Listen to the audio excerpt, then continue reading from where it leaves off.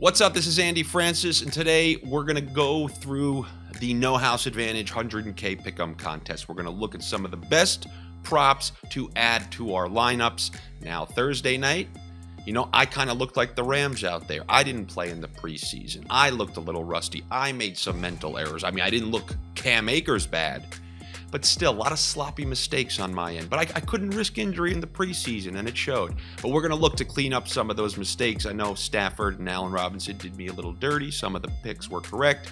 We're going to look to hit on a somewhat higher percentage this time around this opening Sunday. Now, if you still don't know what No House Advantage is, it's a cool new fantasy platform that allows you to combine player props with fantasy.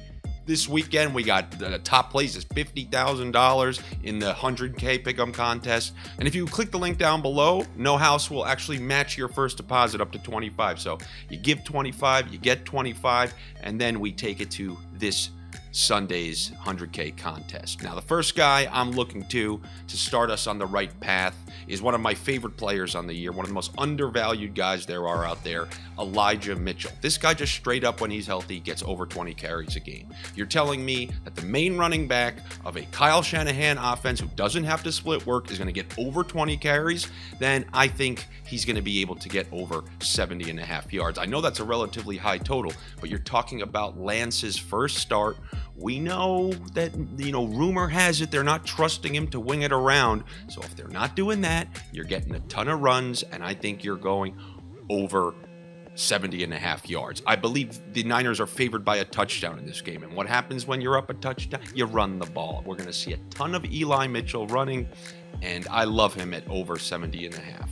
In that same game, if you want some free money, I know everyone always says, oh no, it's free money. They're handing it away. Here, take some of that.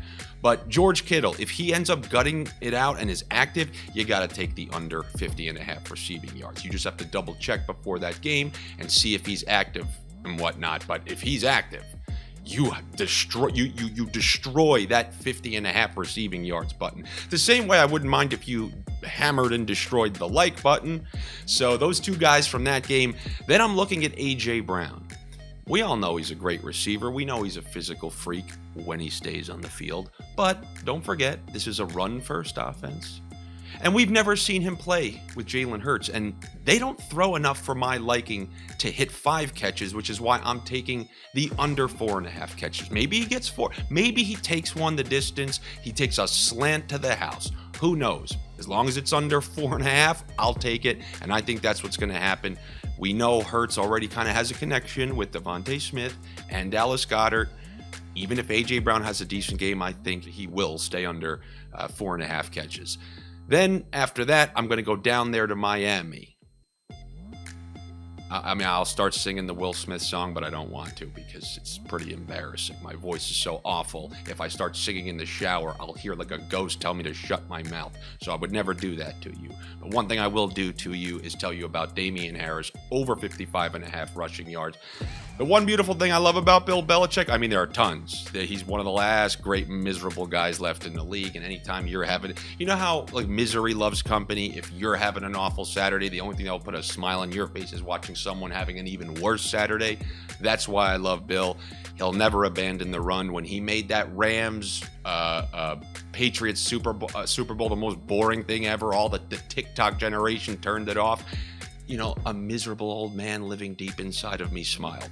And I kind of got off point here, but all I'm trying to say is Bill Belichick will never abandon the run. You saw it last year. You'll see it again this year. They seem to really like Damien Harris.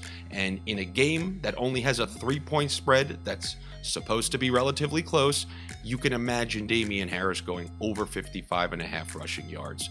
I believe that to be a great bet. I know Stevenson's great compliment, but Harris definitely will get enough work.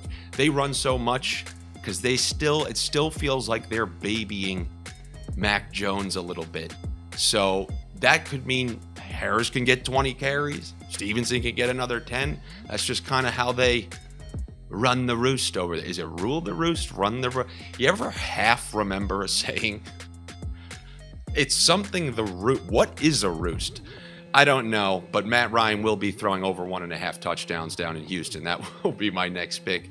I know that Jonathan Taylor is always poised to have a massive day, but I truly believe that Jonathan Taylor can score 2 touchdowns and Matt Ryan can still throw for 2 as well. I mean, they're playing Houston, one of the worst teams in the league, indoor, optimal environment. I believe Matt Ryan will throw over 1.5 touchdowns. And if you need an extra pick because like Kittle doesn't end up playing or something, this is relatively chalky, but sometimes if chalky works, then, fill up the board. Joe Burrow over 1.5 touchdowns. He has a bunch of weapons. He looked great last year. It's his home opener.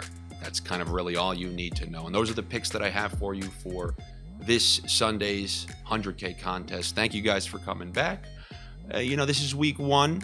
So just keep in the back of your head, this is like, when Floyd Mayweather or Israel Adesanya, they don't do much in that first round. They're trying to process what's going on. We need to see how a bunch of this plays out.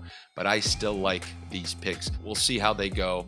And I will be back with you next time. Like I said, if you can, subscribe to the channel, like the video. I'll be back with you for the next event. Take it easy.